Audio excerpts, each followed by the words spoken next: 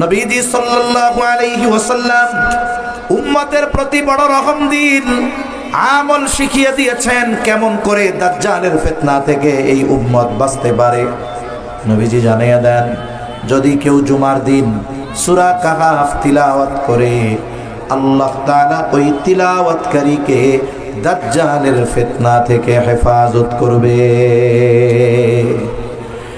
সূরা কাহফ বেশ বড় একটা সূরা।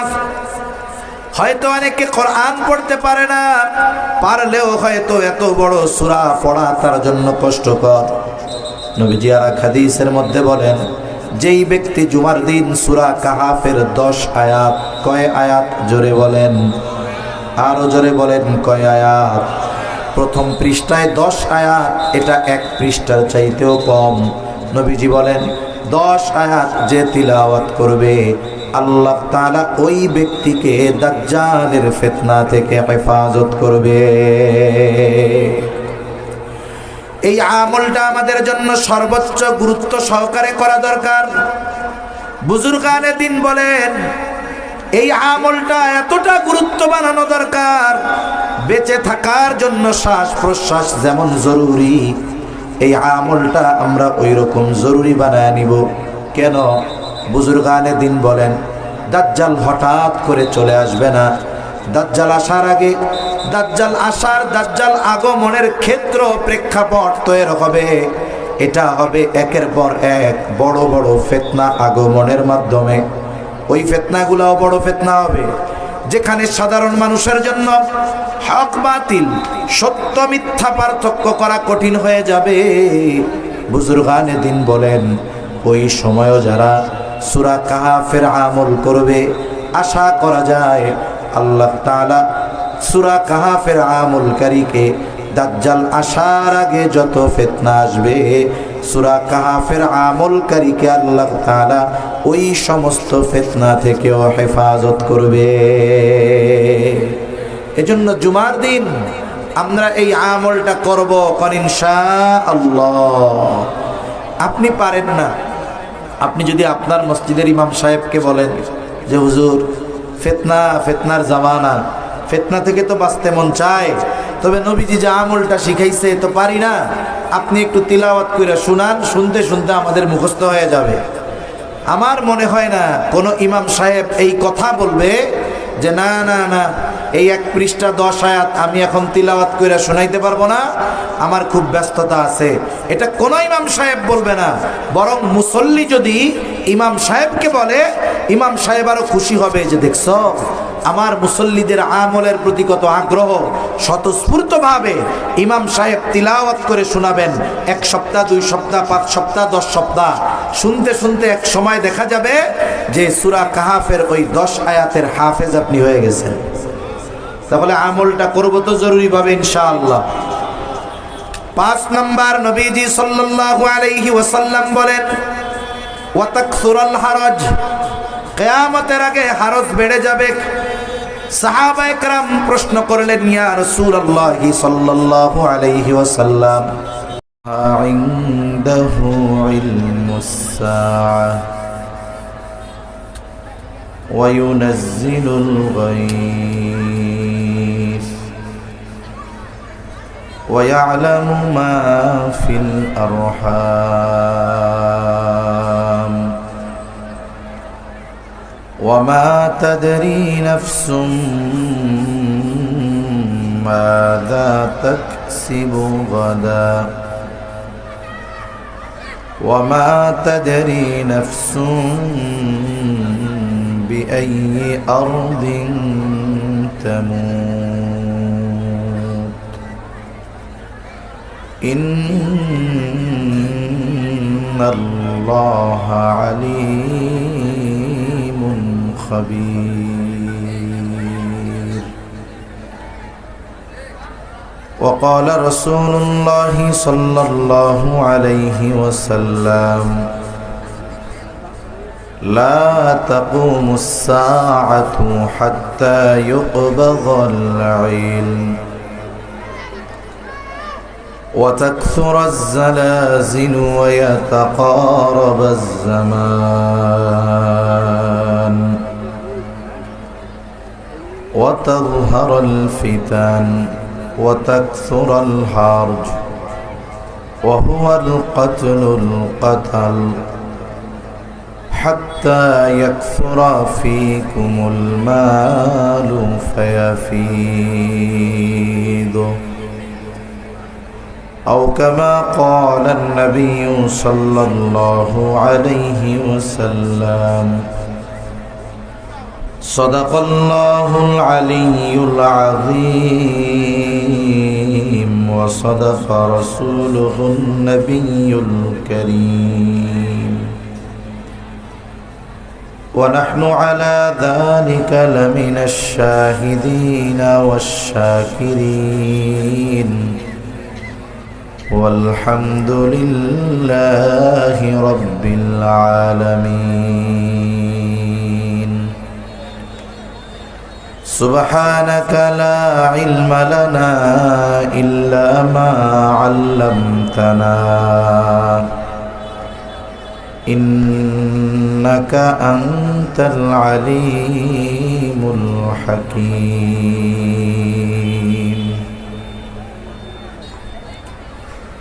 اللهم صل على محمد وعلى آل محمد كما صليت على إبراهيم وعلى آل إبراهيم إنك حميد مجيد اللهم بارك على محمد وعلى آل محمد كما باركت على إبراهيم وعلى آل إبراهيم إنك حميد مجيد الحمد لله ঐতিহ্যবাহী টাঙ্গাইল জেলার অন্তর্গত ভূঁইয়াপুর থানাধীন আসাদুজ্জামান খান দারুল উলুম মাদ্রাসার হিফজ সমাপনকারী ছাত্রদের পাগড়ি প্রদান উপলক্ষে ৩৬তম ২ দিন ব্যাপী ওয়াজ মাহফিলের সমাপনী দিবসের সম্মানিত শ্রদ্ধেয় সভাপতি মুফতি শহীদুল ইসলাম ভূঁইয়াপুরী সাহেব ইমাম ও খতিব ভূঁইয়াপুর কেন্দ্রীয় জামে মসজিদ টাঙ্গাইল, প্রধান অতিথি বিশেষ অতিথিবৃন্দ সহ সম্মানিত শ্রদ্ধেয় উলামায়ে কেরাম, সামনে উপস্থিত মুরব্বিয়ানে কেরাম, সমবয়সী যুবক বন্ধু, স্নেহের ছোট ভাই, মাইকের আওয়াজ যত দূরে যায় নিজ নিজ স্থানে অবস্থানরতা সম্মানিতা শ্রদ্ধা মা ও বোন, আল্লাহ তাআলার দরবারে অগণিত শুকর যে মহান মালিক বিজ্ঞ উলামা হযরতদের জবানে খুবই গুরুত্বপূর্ণ কথা শ্রবণ করবার সেই ধারাবাহিকতায় আমাকেও কিছু কথা আপনাদের খেদমতে বলার সুযোগ যে মহান মনিব দান করেছেন, সে মহান মনিবকে খুশি করার জন্য মোহাব্বতের সাথে অন্তর থেকে জবান খুলে কালিমাতুশ শুকর পাঠ করি আলহামদুলিল্লাহ। অগণিত দুরূদ ও সালাম সৈয়দুল আম্বিয়া, আশরাফুল আম্বিয়া, খাতামুল আম্বিয়া, ইমামুল মুরসালিন, রহমাতুল লিল আলামিন মুহাম্মদুর রাসূলুল্লাহ সাল্লাল্লাহু আলাইহি ওয়াসাল্লামের উপর। এই অপারেটর ভাই একটু এদিকে আসুন। আমি আপনাদের খেদমতে এটা একটু আগানো যাবে, এটা আগানো যাবে নাকি আমি আগাবো?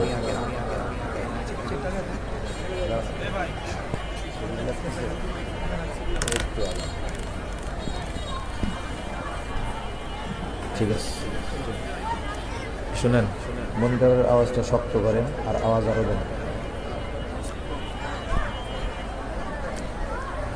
আমি আপনাদের খেদমতে পবিত্র কোরআনুল কারীমের অন্যতম প্রসিদ্ধ একটি সূরা, সূরা লোকমানের সর্বশেষ আয়াত ও রসুল আকরাম সাল্লাল্লাহু আলাইহি ওয়াসাল্লামের অগণিত হাদিস থেকে একটা হাদিস পাঠ করেছি।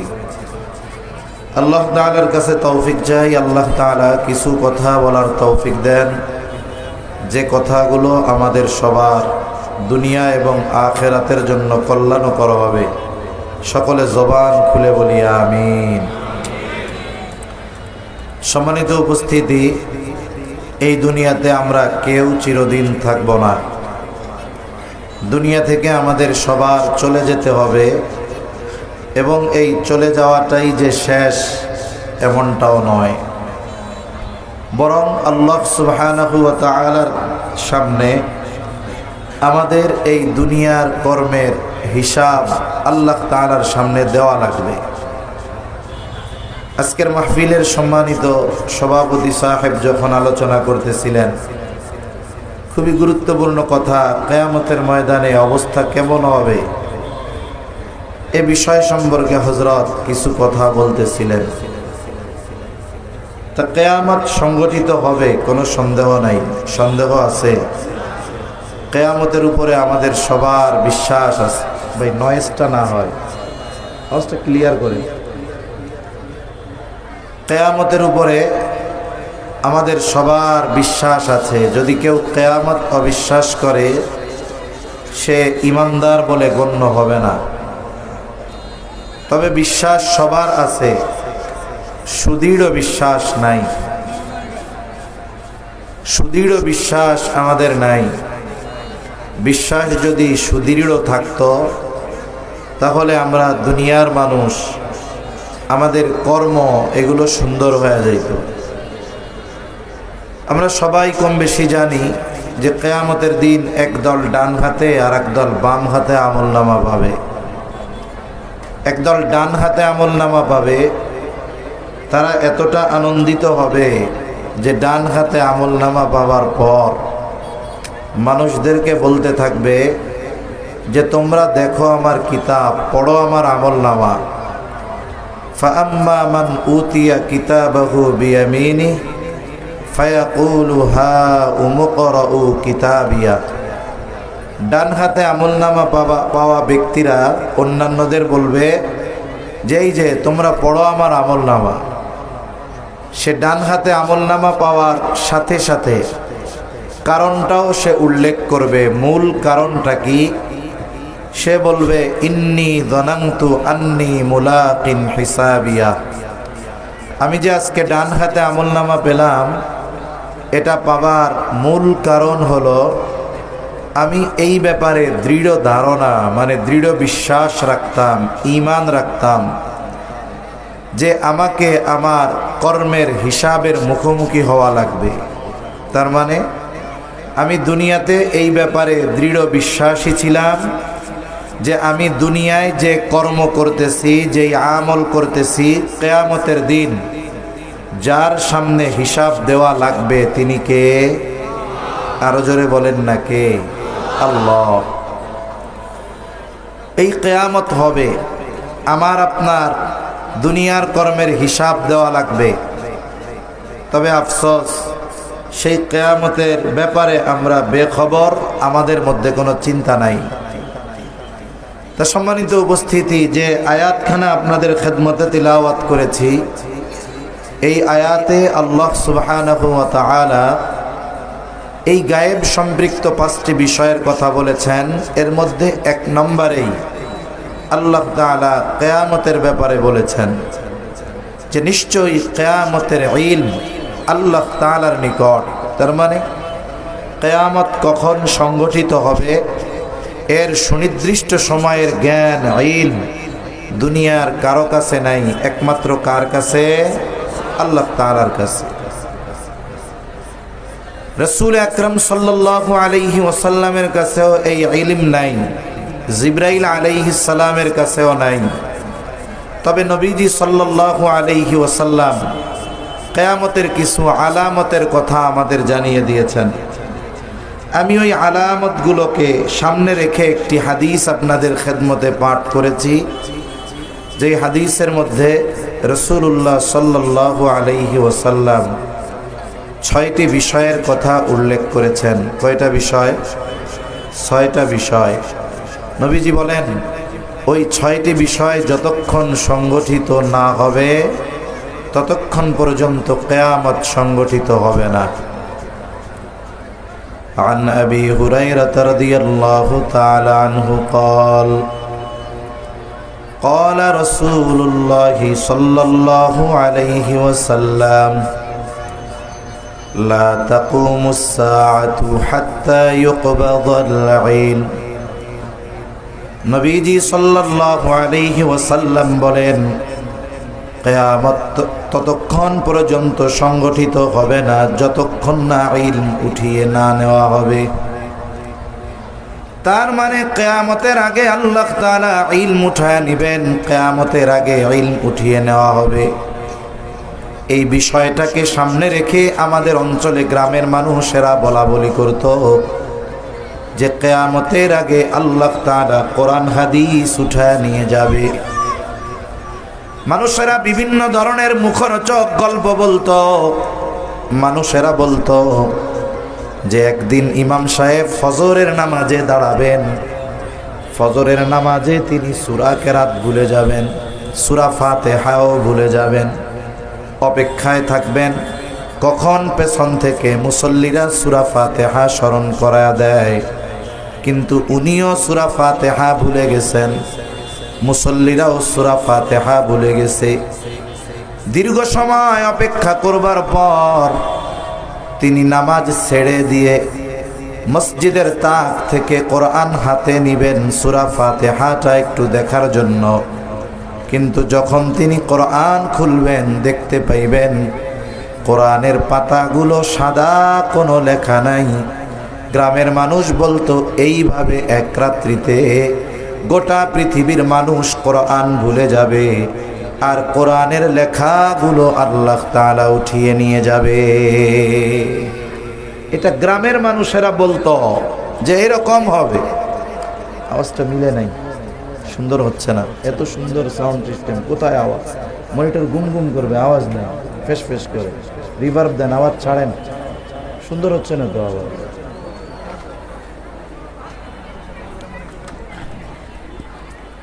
তাহলে গ্রামের মানুষ বলতো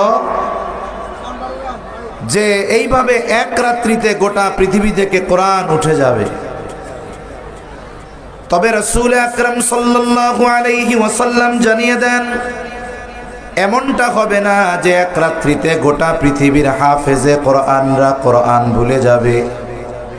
এমনটা হবে না যে গোটা পৃথিবীর মুফতি সাহেবেরা এক রাত্রিতে সব মাসালা ভুলে যাবে, মুহাদ্দিস সাহেবরা সব হাদিস ভুলে যাবে। এমনটা হবে না।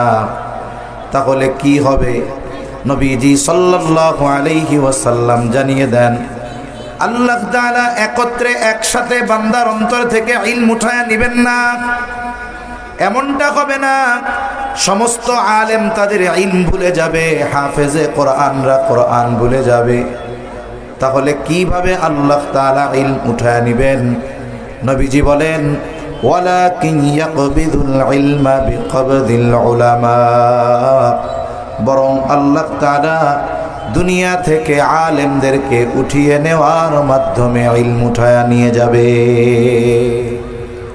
আলেমদেরকে উঠিয়ে নেওয়ার মাধ্যমে আল্লাহ ইলম উঠায়া নিয়ে যাবেন। কোরআন লেখায় থাকবে, হাদিসও লেখায় থাকবে, বরং আগের চাইতে কোরআন হাদিসের ছাপা আরো ঝকঝকা, লেখা আরো চকচকা। একটা সময় নিউজ প্রিন্টে কোরআন ছাপা হতো, পানি লাগা মাত্রই পৃষ্ঠা ছিঁড়ে যেত, লেখাগুলো অস্পষ্ট হতো। কিন্তু এখন লেখা অনেক সুস্পষ্ট, বাইন্ডিং অনেক ভালো, সাথে সাথে এমনও পৃষ্ঠা আছে ওয়াটারপ্রুফ, পানিতে ভিজে না, কয়েক কালারের লেখা। অথচ কোরআন আছে, কোরআনের বাইন্ডিং সুন্দর, ছাপা সুন্দর, লেখা সুন্দর, কিন্তু কোরআনের আমল আর কোরআনের তিলাওয়াত উঠে গেছে। ইলম কিভাবে উঠবে? যারা ভাবে যে আল্লাহ এক রাত্রিতে সব উঠায় নিয়ে যাবেন লেখা, এটা ভুল। বরং কোরআনের আমল থাকবে না, কোরআনের তিলাওয়াত থাকবে না। একটা সময় আসবে এগুলো বলানোর বোঝানোর মানুষও থাকবে না। নবীজি সাল্লাল্লাহু আলাইহি ওয়াসাল্লাম আর হাদিসের মধ্যে বলেন, ইউশিকু আন ইয়াতিয়া আলান নাসি জামান লা ইয়াবকা মিনাল ইসলামি ইল্লা ইসমুহু ওয়া লা ইয়াবকা মিনাল কুরআনি ইল্লা রাসমুহু মাসাজিদুহুম আমিরাতুন ওয়া হিয়া খারাবুম মিনাল হুদা। নবীজি সাল্লাল্লাহু আলাইহি ওয়াসাল্লাম বলেন, অচিরে এমন এক জামানা আসবে, এমন এক সময় আসবে, ইসলাম নামে থাকবে, বাস্তবে ইসলাম থাকবে না। আমাদেরকে যদি জিজ্ঞাসা করা হয় আপনার ধর্ম কি, আমরা বলি ইসলাম। আমি আমার ধর্মীয় পরিচয় দেই মুসলিম, কিন্তু দেখা যাবে অধিকাংশ মানুষের মধ্যে রাষ্ট্রীয় জীবন অন্যান্য সব বাদ দেন, বলে ব্যক্তিগত জীবনে ইসলাম যতটুকু মানা যায় আমরা ততটুকুও মানি না। ইসলামের কিছু বিষয় আছে যেগুলো বাস্তবায়নের জন্য ইসলামী শাসন ব্যবস্থা দরকার।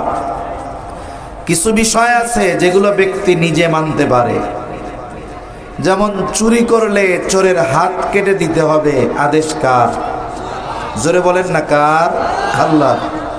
এখন এক ব্যক্তি রাতের বেলায় তার বাড়িতে চুরি করতে আসছে, সেই চোরকে ধরছে।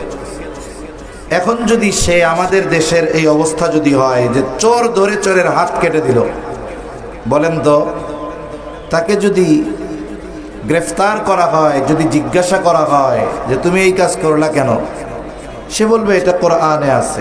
অবশ্যই আছে, তবে এই আইন বাস্তবায়ন বা এটার প্রয়োগের দায়িত্ব ব্যক্তিকে আল্লাহ তাআলা দেন নাই।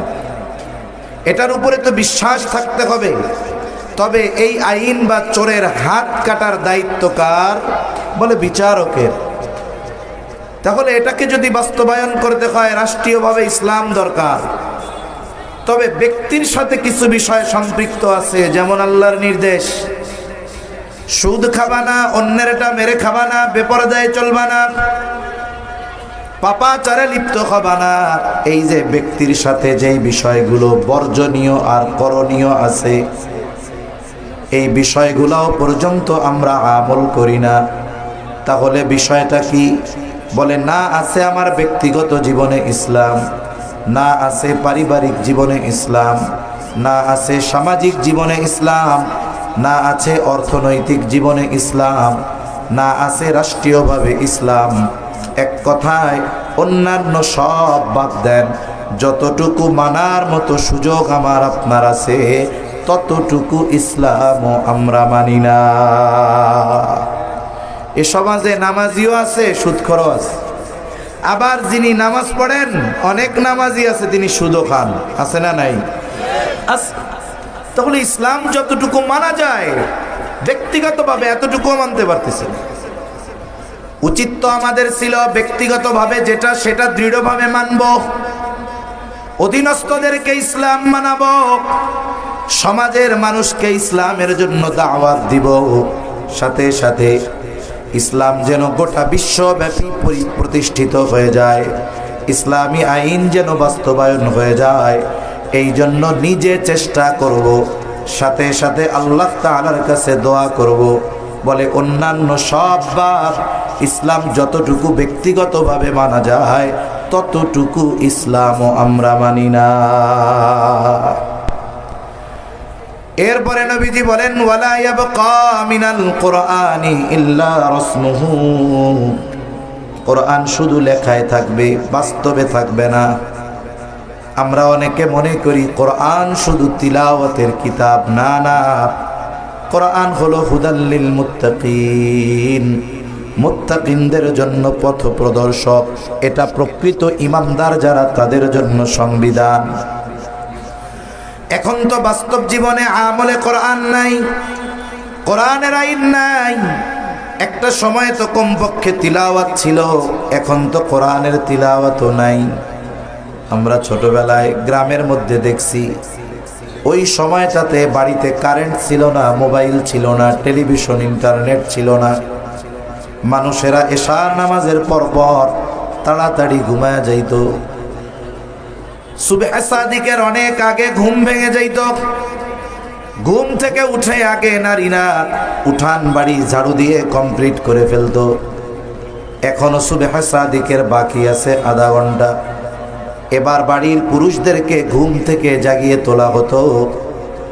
বাড়ির মুরব্বী যারা নারী পুরুষ উভয়ে তাহাজ্জুদের সালাতে দাঁড়ায়া যাইত। ইতিমধ্যে মসজিদের মিনার থেকে আজানের আওয়াজ। মহিলারা জায়নামাজেই আছে, তারা তাদের নামাজ ফজরের নামাজ আগে আগে পড়ে নিত। আর পুরুষেরা বাড়ির অন্যান্য যাদের উপরে নামাজ ফরজ তাদেরকে ডাক দিত, মসজিদে নিয়ে যাইত। আমাদের মনে আছে ছোটবেলায় ওই সময়টাতে কোরআন নিয়ে যে কায়দা পড়ে, কায়দা নিয়ে ফজরের নামাজের উদ্দেশ্যে মসজিদে চলে যাইতাম। আর নামাজের পরে দীর্ঘ সময় মক্তবে পড়ে এরপরে বাড়িতে ফিরতাম। যেহেতু আজানের পরে 40-45 মিনিট সময় আছে, 40-45 মিনিট সময়, ওই ফাঁকে মহিলাদের নামাজও হয়ে যাইত, তাসবিহ তাহলিল কোরআন তিলাওয়াতও হয়ে যাইত। এবার বাড়ির বড় পুরুষেরা ফিরে আসতো বাড়িতে, আর ছোট বাচ্চারা যারা তারা মসজিদে মক্তবে পড়তো। আর মহিলারা তিলাওয়াত শেষ, তাসবিহ তাহলিল শেষ, এইবার বাড়িতে পুরুষদের আগমনের অপেক্ষায় করতো হালকা নাস্তা নিয়ে। পুরুষেরা যখন বাড়ি আসতো, হালকা নাস্তার পর মহিলারা ঘরের অন্যান্য কাজে ব্যস্ত হয়ে যাইত। আর প্রত্যেকটা বাড়ির পুরুষেরা কেউ বা বারান্দায়, কেউ বা কাচারি ঘরে কোরআনুল কারীমের তিলাওয়াত শুরু করে দিত। আপনাদের অঞ্চলে এরকম ছিল? এরকম ছিল না? এখন আসেনি সকালবেলার তিলাওয়াত? তাহলে কোরআনের আমল নাই, কোরআনের তিলাওয়াতও নাই। মাদ্রাসা হেফজখানার কথা ভিন্ন, সে জায়গায় একটা পরিবেশ করতে হয়, কিন্তু মুসলমানদের ঘরগুলা এখন কোরআনের তিলাওয়াত নাই। আফসোসের বিষয়, তিলাওয়াত তো বহুদূর। অনেক জায়গায় দেখা যায় বছরের পর বছর কোরআন পড়ে আছে, ধুলায় মলিন, কোরআন শরীফের যত্নটা পর্যন্ত নাই, কোরআনের প্রতি মুহাব্বত পর্যন্ত নাই। অনেক জায়গায় এই দৃশ্য দেখার দুর্ভাগ্য হয়েছে যে সুন্দর মসজিদ, জারবাতি লাগানো, নিচে মার্বেল, এসি লাগানো, কিন্তু মুসল্লিদের সময় হয় না কোরআন পড়ার। তাকে কোরআন অনেক দিন থাকতে থাকতে ধুলা পড়ে গেছে। একটা সময় এই কোরআনের উপরে টিকটিকি তেলাপোকা পায়খানা করে রাখছে। আফসোস, আমল নাই, তিলাওয়াতও নাই। কোরআনের প্রতি যেই মহব্বত ভালোবাসা থাকার দরকার, এই মহব্বত ভালোবাসাও এখন আমাদের কোরআনের উপরে নাই। যাক, কথা লম্বা হয়ে যাচ্ছে। কথা হলো, আল্লাহর নবী বলেন কিয়ামত ততক্ষণ পর্যন্ত সংগঠিত হবে না যতক্ষণ না ইলম উঠিয়ে না নেওয়া হবে। আর ইলম আল্লাহ কিভাবে উঠায় নেবেন? আল্লাহ তাআলা বান্দার অন্তর থেকে একসাথে ইলম উঠায় নেবেন না, বরং আল্লাহ তাআলা আলেমদেরকে উঠিয়ে নেওয়ার মাধ্যমে ইলম উঠায় নিয়ে যাবেন। সম্প্রতি নিকট অতীতে আমাদের যেই সমস্ত মুরব্বীরা দুনিয়া থেকে চলে গেছেন, আল্লামা আহমদ শফি রহমাতুল্লাহি আলাইহি, জুনাইদ বাবু নগরী রহমাতুল্লাহি আলাইহি, আব্দুস সালাম চাটগামী রহমাতুল্লাহি আলাইহি, এইভাবে যারা দুনিয়া থেকে চলে গেছেন, তাদের যেই পদ, তাদের যেই দায়িত্ব, সেই দায়িত্বের জায়গা শূন্য পূরণ হয়েছে। যিনি শাইখুল হাদিস ছিলেন, তার জায়গায় আরেকজন শাইখুল হাদিস হয়েছে। যিনি মুহতামিম ছিলেন, তার জায়গায় আরেকজন মুহতামিম হয়েছে। কিন্তু বলুন তো, জুনাইদ বাবু নগরীর পদ পূর্ণ হয়েছে, কিন্তু এখন যিনি ওনার পদে আছেন, দায়িত্বে আছেন, জুনাইদ বাবু নগরী রহমাতুল্লাহি আলাইহির যে ইলম, তার সমপরিমাণ ইলমার তাকওয়া এখন যিনি আছেন তার নাই, এটাই বাস্তব। যিনি এখন আছে উনি যোগ্য, তবে জুনাইদ বাবু নগরী রহমাতুল্লাহি আলাইহির মতো নয়। ওনাদের অবস্থান এই জায়গায়, এখন যারা আছে তাদের অবস্থান এই জায়গায়, বলে এর পরে যারা আসবে তাদের অবস্থান হবে এই জায়গায়। সময়ের সাথে সাথে এটা কমতে থাকবে। একটা সময়ে অবস্থাটা শূন্যের কোঠায় পৌঁছিয়ে যাবে। তখন কোরআন হাদিস থাকবে, বোঝা আর বোঝানোর মতো মানুষ থাকবে না, ওনাদের মতো ইলমার তাকওয়াওয়ালা মানুষ থাকবে না। তখন কি হবে? নবীজি বলেন, মানুষেরা জাহেলদেরকে তাদের ধর্মীয় নেতা বানাবে, তাদের কাছে ফতোয়া জিজ্ঞাসা করবে, জাহেলরাও ফতোয়া দিয়ে দিবে। ফতোয়া প্রদানকারী আর ফতোয়া জিজ্ঞাসাকারী উভয়ে পথভ্রষ্ট হবে। তাহলে এক নাম্বার কথা, কোরআন হাদিস ইলমের উৎস ঠিক আছে, তবে ইলমের হেফাজত আল্লাহ করেন আলেমদের মাধ্যমে। এজন্য এই আলেম দুনিয়ায় যতদিন থাকবে ইলমের হেফাজত হবে, আল্লাহ তাআলা কিয়ামতকে দূরে সরায় রাখবে। এখন আমাদের কি করণীয়? বলে প্রথম বিষয় হলো, যেই সমস্ত উলামায়ে কেরাম দুনিয়ায় আছেন তাদের প্রতি সর্বোচ্চ আন্তরিক ভালোবাসা আর সম্পর্ক রাখা। দ্বিতীয় বিষয় হলো, যেই প্রতিষ্ঠানগুলো ইলমের চর্চা হয়, কোরআন হাদিসের শিক্ষা দেওয়া হয়, আলেম তৈরি করা হয়, ওই প্রতিষ্ঠানগুলোর প্রতি আমাদের সর্বোচ্চ কল্যাণকামী হতে হবে। কারণ আমরা যদি প্রতিষ্ঠানগুলোর প্রতি কল্যাণকামী হই, প্রতিষ্ঠানগুলোর জন্য যদি সহযোগী হই, তাহলে এই প্রতিষ্ঠানগুলোই ইলমের চর্চা জারি থাকবে, আলেম হবে, এদের মাধ্যমে ইলমের হেফাজত হবে। আর এই আলেম যতদিন দুনিয়ায় থাকবে আল্লাহ তাআলা কিয়ামতকে দূরে সরায় রাখবে। দুই নাম্বার, নবীজি সাল্লাল্লাহু আলাইহি ওয়াসাল্লাম বলেন, ওয়াতাকসুরাজ জালাজিলু, কিয়ামতের আগে জলজালা ভূমিকম্প বেড়ে যাবে।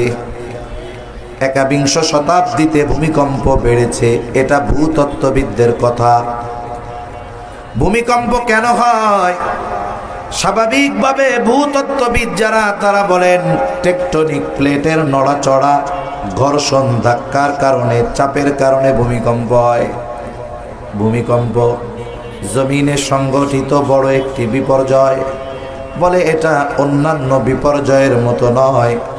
অনেক সময় আপনারা যখন আবহাওয়া, ঝড় আবহাওয়া থাকে, দেখা যায় আমাদেরকে আবহাওয়ার পূর্বাভাস দেয় আবহাওয়া অফিস থেকে। কি বলে? একটা নাম দেয় ঘূর্ণিঝড়ের। উপকূলীয় দেশগুলো থেকে প্রতি বছর নাম নির্ধারণ করা হয়, আয়লা, লায়লা, সিডর, এগুলোর নাম, যে এগুলো এক একটা দেশ এক একটা নাম দেয়। এখন এই বছর ধরেন যাদের নাম দেওয়ার দায়িত্ব তারা একটা নাম দিছে। এই ঘূর্ণিঝড়টা কোথায় আছে? বলে উপকূল থেকে 500 কিলোমিটার দক্ষিণে আছে। এরপরে বলে যে আগামীকাল সকাল 6টা নাগাদ এটা উপকূল অতিক্রম করতে পারে। উপকূলে বসবাসকারীদেরকে নিরাপদে সরিয়ে নিতে বলা হয়েছে। সমুদ্র বন্দরগুলোকে 7 নম্বর বিপদ সংকেত দেখাতে বলা হয়েছে। আর মাছ ধরার নৌকা ট্রলারগুলোকে উপকূলে থাকতে বলা হয়েছে। এই যে একটা পূর্বাভাস দিল, এটা অবস্থান, বাতাসের গতি আর বাতাসের দিক নির্ণয় করে বলা হয় যে আগামীকাল সকাল 6টা নাগাদ এটা উপকূল অতিক্রম করতে পারে। একটি সম্ভাবনা দেওয়া যায়, বাতাসের গতি আর দিক, এই দুইটা বিষয়কে সামনে রেখে। তবে ভূমিকম্প এমন এক মুসিবত, বলে যেই মুসিবত হওয়ার 1 সেকেন্ড আগেও দুনিয়ার কেউ পূর্বাভাস দেওয়ার ক্ষমতা রাখে না। তাহলে ভূমিকম্প কেন হয়? ভূতত্ত্ববিদরা বলে টেকটনিক প্লেটের নড়াচড়ার কারণে হয়, কিন্তু বাস্তবতা এটা না। কেন টেকটনিক প্লেটের নড়াচড়া হয়? নড়াচড়ার কারণটা কি? ভূমিকম্পের কারণটা কি? এটা আমাদের কোরআন সুন্নাহ থেকে জানতে হবে। আল্লাহ তাআলা বলেন, ভূমিকম্প হওয়ার কারণ হলো যাকারাল ফাসাদু ফিল বাররি ওয়াল বাহরি বিমা কাসাবাত আইদিন নাস। আল্লাহ তাআলা বলেন, জলে স্থলে যত ধরনের বিপর্যয় সব মানুষের হাতের কামাই।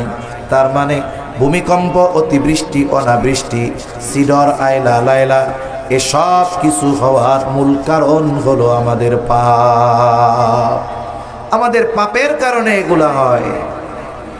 আল্লাহ তাআলা যেই পরিমাণ পাপ আমরা করি ওই পরিমাণ শাস্তি আল্লাহ তাআলা দেন না, ওই পরিমাণ আযাব গজব আল্লাহ তাআলা দেন না। আমাদের অতি সামান্য শাস্তি দেওয়া হয়। আল্লাহ তাআলা বলেন লিউযীকাহুম বা'দাল্লাযী আমিলু, আমরা যে আমলগুলো করি ওই আমলের তুলনায় অতি সামান্য বদ আমলের শাস্তি আল্লাহ দেন। এর ফলশ্রুতিতে কি হয়? বলে সিডরের মতো বিপর্যয় হয়। এর ফলশ্রুতিতে কি হয়? বলে 5.7 মাত্রার মতো ভূমিকম্প হয়। এই ভূমিকম্পের সময় যারা ঢাকা শহরে ছিল, কয়েক সপ্তাহ আগে যেই ভূমিকম্প হলো জুমার দিন, কেমন যেন ছাদ ভেঙে পড়তেছে, খাটগুলো কাঁপতেছে। মুহূর্তের ভিতরে মানুষ রাস্তায় নেমে এসেছে, আত্মচিৎকার, আর্তনাদ, মনে হচ্ছে কিয়ামত শুরু হয়ে গেল। কি অবস্থা! আল্লাহ তাআলা এই যে শাস্তি দিলেন এটা আমাদের ধ্বংস করে দেওয়ার জন্য দেন নাই। আল্লাহ তাআলা বলেন, কেন আমি তাদেরকে কিছু পাপের শাস্তি আস্বাদন করাই? উদ্দেশ্য কি? কারণটা কি? আল্লাহ বলেন বা'দাল্লাযী আমিলু লাআল্লাহুম ইয়ারজিউন, যাতে করে তারা পাপের পথ থেকে প্রত্যাবর্তন করে নেকের পথে ফিরে আসে, আল্লাহর পথে ফিরে আসে, শয়তানের পথ থেকে আল্লাহর দিকে চলে আসে। কিন্তু আফসোসের ব্যাপার, ভূমিকম্প আমাদের বিল্ডিংগুলো কাঁপিয়ে দিয়েছে, আমাদের আসবাবগুলো কাঁপিয়ে দিয়েছে, কিন্তু আমাদের হৃদয়ের মধ্যে প্রকম্পন সৃষ্টি করতে পারে নাই। যার কারণে চায়ের দোকানের আড্ডা কমে নাই, টেলিভিশনের দোকানে টেলিভিশনের নাচ গান বন্ধ হয় নাই, পাপাচার বন্ধ হয় নাই, মদের বার বন্ধ হয় নাই, মসজিদের মধ্যে মুসল্লি বাড়ে নাই, সুদ ঘুষ বন্ধ হয় নাই। অথচ এইগুলো বন্ধ হওয়ার জন্যই আল্লাহ ভূমিকম্প দিয়েছিলেন। ঠিক কিনা বলেন? বলেন তো, একটা ছাত্র অন্যায় করছে অথবা সন্তান অন্যায় করেছে, বাবা সন্তানকে শাস্তি দিল, ওস্তাদ সন্তানকে শাস্তি দিল। উদ্দেশ্য এটা নয় যে ছাত্রকে মেরে ফেলবে, সন্তানকে মেরে ফেলবে। উদ্দেশ্য হলো শাস্তি দেওয়া, যে খবরদার খবরদার, যেই অপরাধের কারণে শাস্তি দিলাম এই অপরাধটা যেন তোমার দ্বারা আর সংগঠিত না হয়। বলুন তো, দেখা গেল শাস্তি দেওয়ার পর আবার সে এই একই অপরাধে জড়িয়ে গিয়েছে। বলেন তো, এইবার যদি তাকে শাস্তি দেওয়া হয়, শাস্তির মাত্রা আগের চাইতে কম হবে নাকি বেশি হবে? আল্লাহ তাআলা 5.7 ভূমিকম্পের মাত্রা দিয়েছেন কেন? মসজিদে যেন মুসল্লি বাড়ে। মুসল্লি বাড়ছে? বাড়ে নাই। চার দোকানে নাচ গানের আড্ডা যেন কমছে। অনেক সুদখোর তাওবা করে আল্লাহর রহমতে ভালো হয়ে গেছে। কি বলেন? অফিসগুলাতে যেখানে ঘুষের কারবারি চলতো, আলহামদুলিল্লাহ এখন আর ঘুষ টুস লাগে না। লাগে তার মানে অবস্থা একই আছে, তাই তো? তাহলে যেহেতু পরিবর্তন হয় নাই, আল্লাহ তাআলা এই শাস্তি আস্বাদন করিয়েছিলেন, আমাদের যেন পরিবর্তন হয় নাই। তাহলে 5.7 নয়, আগামীর জন্য আমাদেরকে 7.5 মাত্রার ভূমিকম্পের জন্য অপেক্ষা করতে হবে। সামনে আরো বাড়বে, পাপাচার বাড়বে, তো এগুলো বাড়বে। এখন বলতে পারেন, হুজুর আমরা এই ভূয়াপুরের মানুষ যারা শুনতেছি আসি, আমরা যদি পাপ ছেড়ে দেই তাইলে কি ভূমিকম্প বন্ধ হয়ে যাবে? হবে না হয়তো। রাসূল আকরাম সাল্লাল্লাহু আলাইহি ওয়াসাল্লাম যখন এই ধরনের সামগ্রিক পাপের শাস্তির কথা বলেছেন, সাহাবা একরাম বলেন, ইয়া রাসূলুল্লাহ, আমাদের মধ্যে নেককার মানুষ থাকবে, ভালো মানুষ থাকবে, এরপরেও আমরা ধ্বংস হয়ে যাব? নবীজি বলেন, হ্যাঁ। কেন? বলে পাপের আধিক্যের কারণে। পাপ বাড়বে, কিন্তু আমি আপনি যদি পাপ থেকে বেঁচে থাকি আর ওই পাপের আধিক্যের কারণে যদি শাস্তি আসে, আল্লাহ না করুন, ওই শাস্তিতে যদি আমার আপনার মৃত্যু হয়ে যায়, কিয়ামতে আল্লাহর সামনে বলার সুযোগ আছে, ও রব, আমি বেঁচে ছিলাম, অধীনস্থদেরকে বাঁচিয়েছিলাম, মানুষদেরকে এই পাপ থেকে ফেরার জন্য নসিহত করেছিলাম, কিন্তু আমার তো এত সামর্থ্য নাই, আমার সামর্থ্যের আলোকে আমি বেঁচে থাকার চেষ্টা করেছি। আশা করা যায় মাফ পাওয়ার একটা ব্যবস্থা হতে পারে। এজন্য আমরা পাপ ত্যাগ করব। নবীজি 2 নম্বরে এই কথাই বলেন, জালজালা বেড়ে যাবে। 3 নম্বর, নবীজি সাল্লাল্লাহু আলাইহি ওয়াসাল্লাম বলেন, ওয়াতাকারাবাজ জামান, কিয়ামতের আগে সময় সংকুচিত হয়ে যাবে। রাসূলুল্লাহ সাল্লাল্লাহু আলাইহি ওয়াসাল্লাম এর হাদিসের মধ্যে বলেন, কিয়ামতের আগে সময় সংকুচিত হয়ে যাবে। এক যুগকে মনে হবে 1 বছরের মতো, বছরকে মনে হবে মাসের মতো, মাসকে মনে হবে সপ্তাহের মতো, সপ্তাহকে মনে হবে দিনের মতো, দিনকে মনে হবে ঘন্টার মতো, ঘন্টাকে মনে হবে মিনিটের মতো, মিনিটকে মনে হবে আগুনের স্ফুলিঙ্গ তথা সেকেন্ডের মতো। শেষ জামানায় সময় দ্রুততার সাথে চলে যাবে। আমারই মনে হইতেছে যে জুমা মনে হয় 2 দিন আগে পড়ছি, অথচ আজকে অলরেডি আর 2 দিন পরে আবার জুমা পড়বো। মনে হইছে গতকাল বা 1 দিন 2 দিন আগে জুমার নামাজ আদায় করছে। সময়টা দ্রুততার সাথে চলে যাচ্ছে। সময়ের মূল্য নিয়ে জাস্টিস মুফতি তকি উসমানী দামাত বারকাতুহুমুল আলিয়া হযরত এক বয়ানের মধ্যে বলেন, সময়টা হলো রাবারের মতো, রাবারের মতো।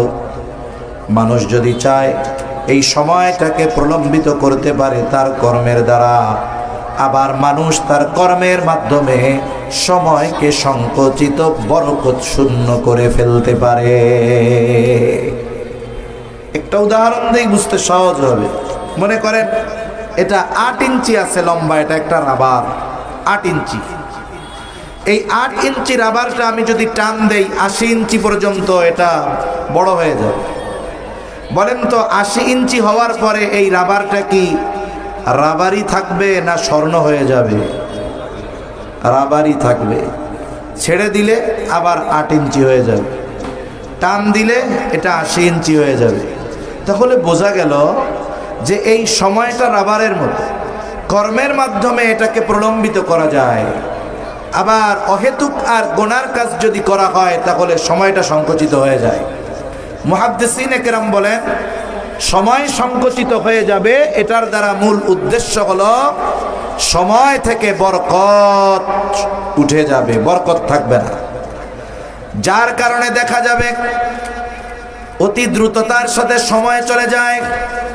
তবে ওই সময়গুলোতেও যারা ভালো কাজে তাদের সময় অতিবাহিত করবে, এগুলো বরকতময় হয়ে যাবে। ভালো কাজে সময় বরকত হয়। আর একটা উদাহরণ দিলে বুঝতে সহজ হবে। স্বাভাবিকভাবে আমরা যদি কোনো মসজিদে দৈনিক নামাজ পড়ি আর ইমাম সাহেব যদি মোটামুটি পুরাতন হন, তাহলে মুসল্লিরা ইমামের বেতন বাড়াক আর না বাড়াক, ইমামের ব্যক্তিগত বিষয় সহ তার সমস্ত কিছুর উপরে মুসল্লিদের পিএইচডি করা হয়ে যায়। পিএইচডি কোন বিষয়ে হয়? কয় মিনিট ফজরের নামাজে লাগে, কয় মিনিট জোহরে লাগে, হুজুরে কেমনে হাঁটে, সব পিএইচডি হয়ে যায়। স্বাভাবিকভাবে আমাদের মসজিদগুলাতে আমাদের সামনে অনেক ঘড়ি থাকে, যার ফলশ্রুতিতে মুসল্লিদের একটা টার্গেট হয় যে ইমাম সাহেবের ফজরের নামাজে 10 মিনিট লাগে। উনি যখন 5:50 নামাজে দাঁড়ান, দেখা যায় 5:54 উনি প্রথমবার রুকুতে যান, প্রথম রাকাতের রুকুতে। তাই ইমাম সাহেব চিন্তা করলেন যে অন্যান্য দিন 2 পৃষ্ঠা দিয়ে 2 রাকাত পড়াই, আজকে প্রথম রাকাতে 3 পৃষ্ঠা তিলাওয়াত করব। বলেন তো ইমাম সাহেবের প্রথম রাকাতে 3 পৃষ্ঠা নামাজে পড়ানোর অধিকার আছে? তো আছে। মুসল্লিকে কি বলা লাগবে যে আমি আজকে 3 পৃষ্ঠা পড়াবো? এটা বলার দরকার আছে? দরকার নেই। এখন মুসল্লি নামাজে দাঁড়াইছে ইমামের সাথে, মুসল্লি নামাজে ইমামের কেরাত শুনে ঘড়ির দিকেও তাকায়, কত বাজলো? হাফেজ না তো, টের পায় না কি পড়তেছে। এখন 50 থেকে 54, ইমাম সাহেবের তো 54তে রুকুতে যাওয়ার কথা, কিন্তু রুকুতে তো যায় না। আর কেরাত যে থামাবে এরও কোনো ভাব মনে হইতেছে না, কেরাত চলতেছে। 54 পার হয়ে 55, এবার আর সবর কুলায় না, ধৈর্য কুলায় না। মুসল্লি পেছন থেকে ইমাম সাহেব রে সতর্কতা বাণী দেয়। বলেন তো কেমনে? 55 বেজে 56, এইবার আরো মুসল্লিরা একসাথে কাশি দেওয়া শুরু করছে। ইমাম সাহেব চিন্তা করলেন কি ব্যাপার, সবাই কি একসাথে রোগাক্রান্ত হয়ে গেল নাকি? তিনি চিন্তা করলেন, যাই হোক নামাজটা তিনি শেষ করলেন। অন্যান্য দিন ফজরের নামাজে 10 মিনিট লাগতো, আজকে লেগেছে 15 মিনিট। কয় মিনিট বেশি লাগছে? 5 মিনিট বেশি। অথচ এই 5 মিনিট তিনি তার গল্প শোনার নাই, তার বাপ দাদার গল্প শোনার নাই।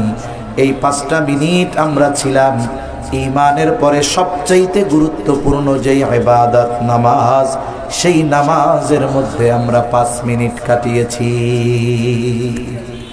শ্রেষ্ঠ ইবাদতের মধ্যে 5 মিনিট। অথচ এই 5 মিনিট মনে হচ্ছে যে 5 ঘন্টা কেটে গেল। অথচ এই আল্লাহর বান্দা 6টার সময় ফজরের নামাজ শেষ করে গিয়ে চার দোকানে বসছে। একটানা 5 ঘন্টা চলে গেছে। 6টার সময় বসছে আর 11টার সময় চায়ের দোকান থেকে উঠছে। একটানা 5 ঘন্টা গল্প করছে, রাজনৈতিক আলাপ করছে। একটানা 5 ঘন্টা শেষ।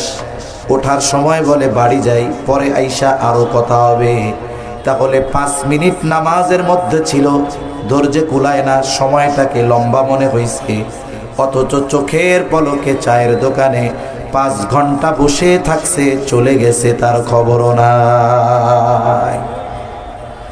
আবার দেখবেন অনেককে আমরা বিশেষ করে রোজার মাসে কোরআন তিলাওয়াতের কথা বলি, এমনি সময়ও বলি, রোজার সময়ও বলি, একটু বেশি বলি রোজার সময়, কোরআন নাজিলের মাস।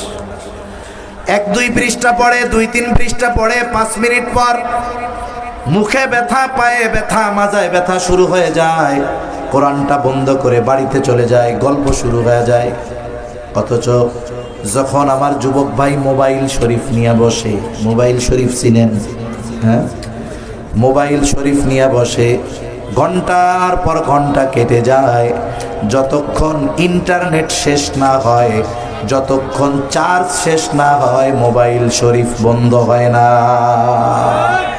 অথচ কোরআন শরীফ 2 পৃষ্ঠা পড়বার পর তার সময় কুলায় না, কষ্ট হয়ে যায়। বলে কেন? ওই তিলাওয়াতের সময়টা যায় খুব ধীরে ধীরে। তিলাওয়াতের কারণে সময় বরকত হয়, নামাজের কারণে সময় বরকত হয়, কিন্তু গুনার কাজে, চায়ের দোকানে, মোবাইলে মুহূর্তের ভিতরে ঘন্টার পর যায়। ঠিক কিনা বলেন? এভাবে আমাদের সময় বরকত উঠে যাচ্ছে সময় থেকে।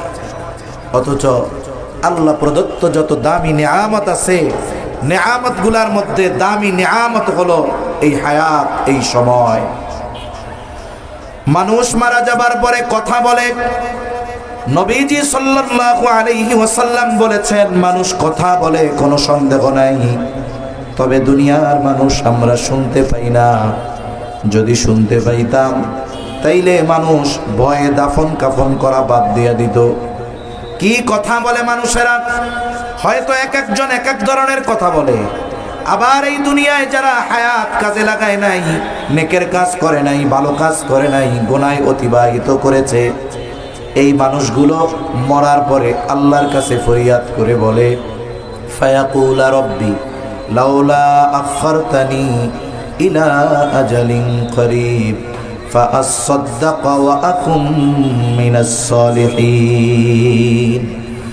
ওই লোকগুলো বলে, ও রব, আমাকে যদি কিছু সময়ের জন্য অবকাশ দেওয়া হতো, আবার যদি আমার একটু দুনিয়ায় যাইতে দিতেন।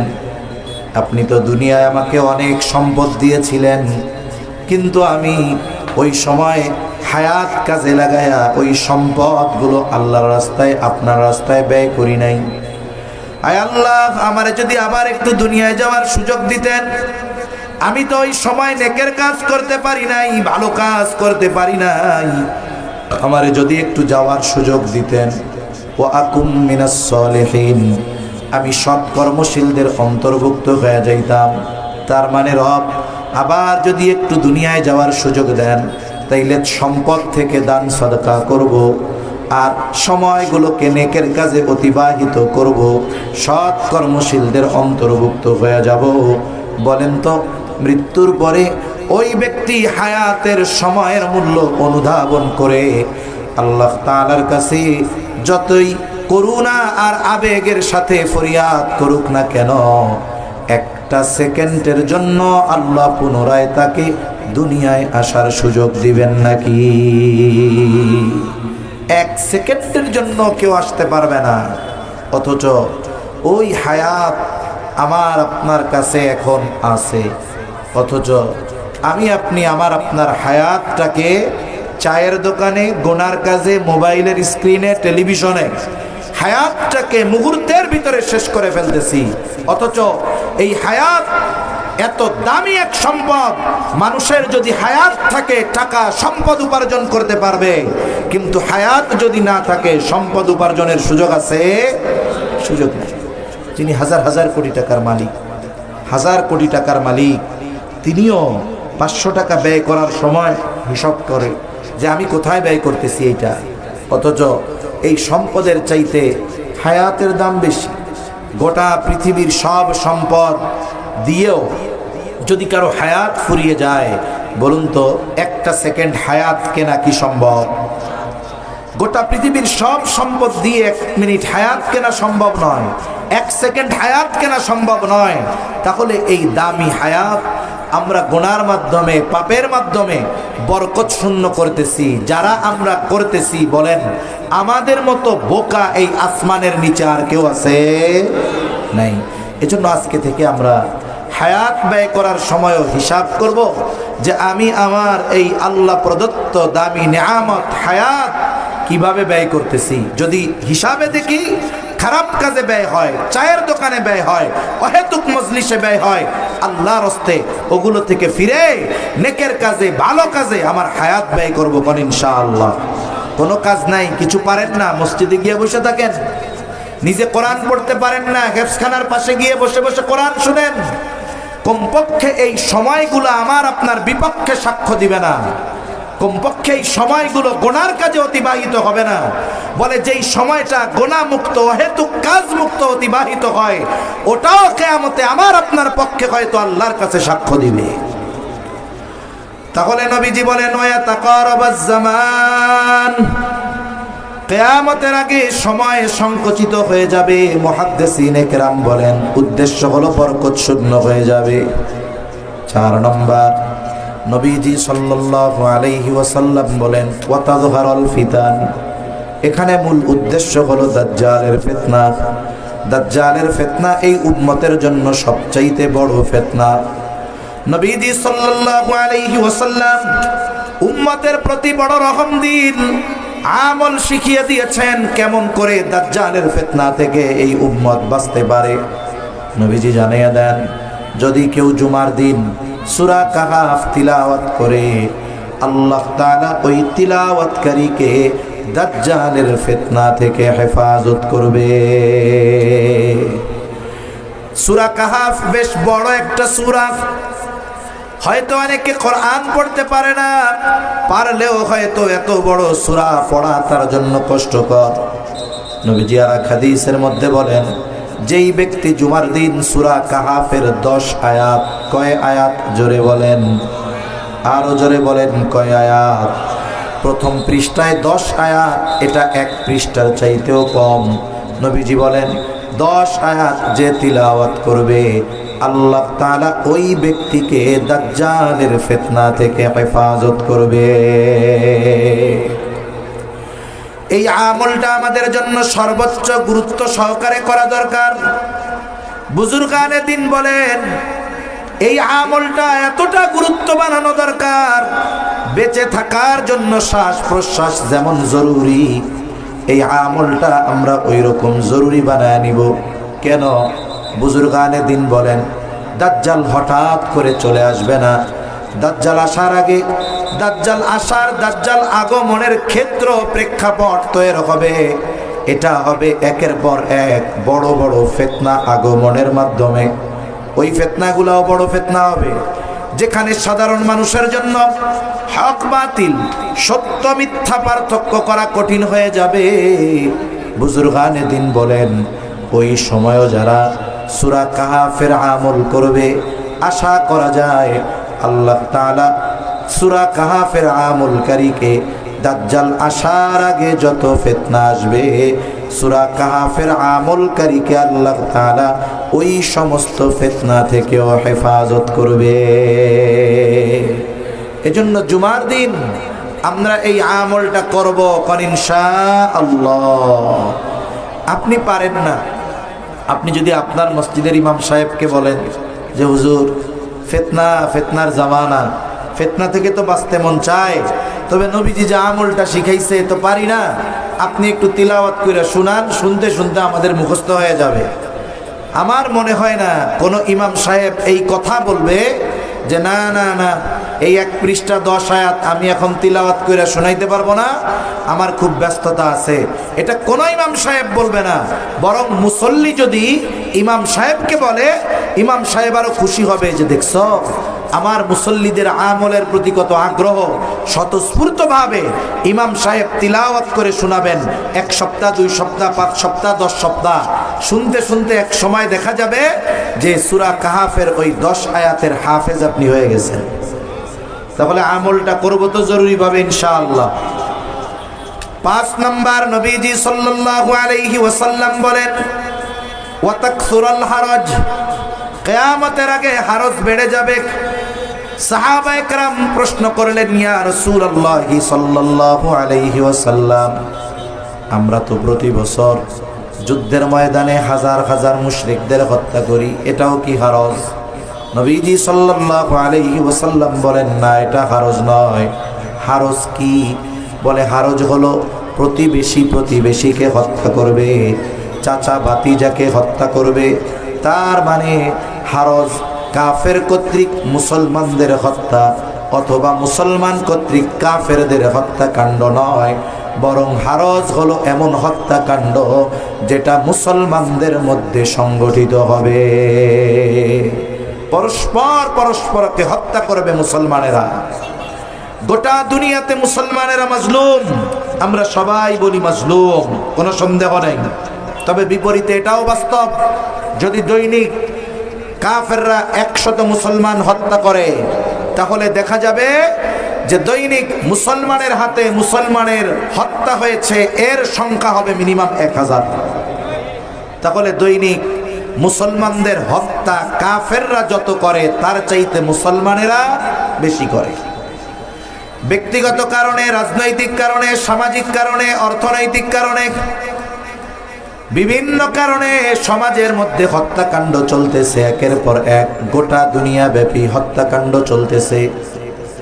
অথচ প্রতিবেশীকে হত্যা করতেছে, চাচা ভাতিজাকে হত্যা করতেছে। অথচ মুসলমানের সাথে সম্পর্ক কেমন হওয়া দরকার ছিল? এই সম্পর্ক হওয়ার দরকার ছিল ঈমানের সম্পর্ক, কিন্তু আফসোস ঈমানি এই বন্ধন আমাদেরকে অটুট রাখতে পারে নাই। আমরা দুনিয়ার দলাদলি আর হানাহানির কারণে এক ভাই অপর ভাইয়ের বুকে গুলি চালাতে আমরা দ্বিধাদ্বন্দ্বে পড়ি না। অথচ নবীজি সাল্লাল্লাহু আলাইহি ওয়াসাল্লাম বলেন সিবাবুল মুমিনি ফুসুকুন ওয়া কিতালুহু কুফর। নবীজি সাল্লাল্লাহু আলাইহি ওয়াসাল্লাম বলেন মুমিনকে গালি দেওয়া ফাসিকি, হত্যা করা কুফরি। এটা সাধারণ কুফরির মতো কুফরি নয়। একজন মুসলমানকে অন্যায়ভাবে হত্যা করা, এটা গোটা পৃথিবীর মানুষকে হত্যা করার মতো পাপ। একজন মুসলমানের রক্তের দাম এত বেশি, অথচ অমুসলিমেরা তারা মারতেছে মারুক, কিন্তু আমরা মুসলমানেরা আর এক মুসলমানকে যে মারি, এটা দ্বীনের কারণে নয়, বরং প্রত্যেকটা হত্যাকাণ্ডের মধ্যে জাগতিক স্বার্থ নিহিত থাকে। ঠিক কিনা বলেন? সম্পদের কারণে, দ্বন্দ্বের কারণে। এদেশে তো এমনও ঘটনা ঘটছে, দোকানদার বাকি 2 টাকা পায়, 2 টাকা কেন চাইলো? ওনার প্রেস্টিজে লাগছে, এই কারণে হত্যা করে ফেলছে। এ ধরনের ঘটনা আমাদের দেশে অনেক ঘটে। ঠিক কিনা বলেন? অথচ হত্যাকাণ্ড তো বহুদূর। একজন মুমিনকে গালি দেওয়াও পাপ। অথচ দেখুন, আমরা যদি আমাদের জবানকে নিয়ন্ত্রণ করতে পারতাম, প্রকৃত মুসলমানের আলামতগুলো আনতে পারতাম, তাহলে সমাজ থেকে এই ধরনের হত্যাকাণ্ড অধিকাংশ দূর হয়ে যাইত। নবীজি সাল্লাল্লাহু আলাইহি ওয়াসাল্লাম বলেন, আমরা নিজেদেরকে মুসলমান দাবি করি, কিন্তু প্রকৃত মুসলমানকে? নবীজি সাল্লাল্লাহু আলাইহি ওয়াসাল্লাম বলেন, আল মুসলিমু মান সালিমাল মুসলিমুনা মিন লিসানিহি ওয়া ইয়াদিহি। নবীজি বলেন, প্রকৃত মুসলমান হলো সে যার জবান আর হাতের অনিষ্ট থেকে অপর মুসলমান থাকে নিরাপদ। জবান আর হাতের অনিষ্ট থেকে অপর মুসলমান নিরাপদ থাকে। তাহলে জবান নিয়ন্ত্রণ এটা প্রকৃত মুসলমান হওয়ার অন্যতম মাধ্যম। জবান নিয়ন্ত্রণ বলে রাসূল আকরাম সাল্লাল্লাহু আলাইহি ওয়াসাল্লামের নিকট থেকে জান্নাতের গ্যারান্টি পাওয়ার অন্যতম মাধ্যম। নবীজি সাল্লাল্লাহু আলাইহি ওয়াসাল্লাম বলেন, তোমরা দুটো জিনিস হেফাজতের গ্যারান্টি দাও, আমি তোমাদেরকে জান্নাতের গ্যারান্টি দিয়ে দিব। একটা হলো উভয় চোয়ালের মধ্যবর্তী গোস্তের টুকরা জবান, জিহ্বা। আর একটা হলো উভয় উরুর মধ্যবর্তী স্থান, লজ্জা স্থান।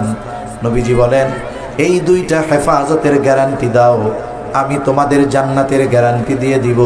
দেখুন, জবান হেফাজত করলে জান্নাতের গ্যারান্টি পাওয়া যায়, আর এই জবান হেফাজত করার মাধ্যমেই প্রকৃত মুসলমান হওয়া যায়। রাসূলুল্লাহ সাল্লাল্লাহু আলাইহি ওয়াসাল্লামের কাছে দুইজন মহিলার খবর আসছে। একজনের ব্যাপারে বলা হলো, ইয়া রাসূলুল্লাহ, এই মহিলা এমন কোনো আমল নাই যেটা সে করে না। সকাল থেকে সব ধরনের আমল সে করে, তাহাজ্জুদ, আওয়াবিন, ইশরাক কোনো কিছু তার বাদ যায় না, তাসবিহ তাহলিল কোনোটা বাদ যায় না, কোরআন তিলাওয়াত তার বাদ যায় না। এক কথায় প্রত্যেকটা আমল সে করে, আওয়াবিন, ইশরাক, তাহাজ্জুদ কোনো কিছু তার বাদ যায় না। কিন্তু একটা সমস্যা, সে তার প্রতিবেশীর সাথে খারাপ ব্যবহার করে। আরেকজন মহিলার ব্যাপারে বলা হলো, ইয়া রাসূলুল্লাহ, এই মহিলা যা না করলেই নয়, এর চাইতে বেশি আমল করে না। তার মানে ফরজ, ওয়াজিব, সুন্নাতে মুআক্কাদা, এর বাইরে তার কোনো আমল নাই। তবে সে তার প্রতিবেশীর সাথে ভালো ব্যবহার করে। এই দুই মহিলার মধ্যে কে উত্তম? নবীজি ওই আবেদা মহিলার কথা বলেন নাই, বরং নবীজি বললেন, যেই মহিলা তার প্রতিবেশীর সাথে ভালো ব্যবহার করে, এই মহিলা হলো বেশি উত্তম। তার মানে একজন ইবাদত করলেই সে আবেদ হতে পারে, কিন্তু প্রকৃত মুসলমান হওয়ার জন্য আচার আচরণ আর আখলাককে ভালো করতে হয়। ঠিক কিনা বলেন? আচার আচরণ ভালো করতে হয়। এখন যদি একজন দৈনিক রাতে 70 রাকাত তাহাজ্জুদ পড়ে, আর একজন যদি ঘুম থেকে উঠেই জায়নামাজ তালাশ করে, এর দ্বারা সে নিজেকে আবেদ বলতে পারে যে আমি তাহাজ্জুদ পড়ি 70 রাকাত। কিন্তু ওই ব্যক্তির হাত যদি মুসলমানের রক্তে রঞ্জিত হয়, আল্লাহর কসম 70 নয় 1000 রাকাত তাহাজ্জুদ পড়েও জান্নাতে যাওয়া যাবে না। এজন্য আমাদের আচার আচরণ ঠিক করতে হবে, আখলাককে উন্নত করতে হবে। আমার এক মুমিন ভাই, তার কালিমা যেইটা, আমারও কালিমা সেইটা, যে যেই দলের অনুসরণ করুক না কেন সেটা পরের হিসাব। আমাদের মূল পরিচয় হবে আমাদের কালিমা এক, আমাদের নবী এক, আমাদের রব এক। ঠিক কিনা বলেন? যদি আমরা এই নীতির উপরে আমাদের আচরণকে নিয়ে আসতে পারি, যে বাংলাদেশে বিভিন্ন দল থাকবে, বিভিন্ন মত থাকবে, থাক, কিন্তু সে আমার প্রতিপক্ষ হোক, কিন্তু সে তো মুসলমান, সে তো মুমিন। ইসলাম বলতেছে তার সাথে আমার ভালো আচরণ করতে হবে। আমি যদি এই নীতির উপরে থাকি, তাহলে এদেশে সংগঠিত 70% অন্যায় অপরাধ মুহূর্তের ভিতরে দূর হয়ে যাবে। ঠিক কিনা বলে? কিন্তু এটাই তো কঠিন, জবানটা হেফাজত করাই তো কঠিন, ভালো কথা বলাই তো কঠিন, চুপ থাকাই তো কঠিন।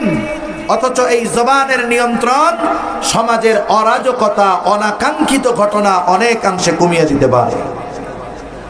তাহলে নবীজি বলেন, কিয়ামতের আগে হারজ বেড়ে যাবে। এটা হলো পারস্পরিক হত্যাকাণ্ড। নবীজি বলেন প্রতিবেশীকে হত্যা করবে। নবীজি সাল্লাল্লাহু আলাইহি ওয়াসাল্লাম আর হাদিসের মধ্যে বলেন কিয়ামত ততক্ষণ সংগঠিত হবে না যতক্ষণ না এক প্রতিবেশী অপর প্রতিবেশীকে হত্যা না করবে। তার মানে কিয়ামতের আগে প্রতিবেশীকে হত্যা করবে, অবস্থা এমন হবে। 6 নম্বর, নবীজি সাল্লাল্লাহু আলাইহি ওয়াসাল্লাম বলেন হাত্তা ইয়াকসুরা ফীকুমুল মালু ফায়াফিদু। কিয়ামত ততক্ষণ পর্যন্ত সংগঠিত হবে না যতক্ষণ না মানুষের মাল সম্পদ উপচিয়ে না পড়বে। এই অবস্থা কখন হবে? মুহাদ্দিসিনে কেরাম বলেন এটা হবে ঈসা আলাইহিস সালামের পুনরাগমনের পর। তিনি দুনিয়ায় পুনরায় আসবেন, দাজ্জালকে হত্যা করবেন। ওনার উপরে এক কিতাব নাজিল হয়েছিল ইনজিল, তিনি ইনজিলের দাওয়াত দিবেন না, তিনি খ্রিস্ট ধর্মের দাওয়াত দিবেন না, তিনি দাওয়াত দিবেন কোরআনের, তিনি দাওয়াত দিবেন ইসলামের। দাজ্জালকে হত্যা করার পর তিনি দিন প্রচারে মনোনিবেশ করবেন এবং ইসলামকে আল্লাহ তাআলা পৃথিবীর আনাচে কানাচে পৌঁছায়া দিবে।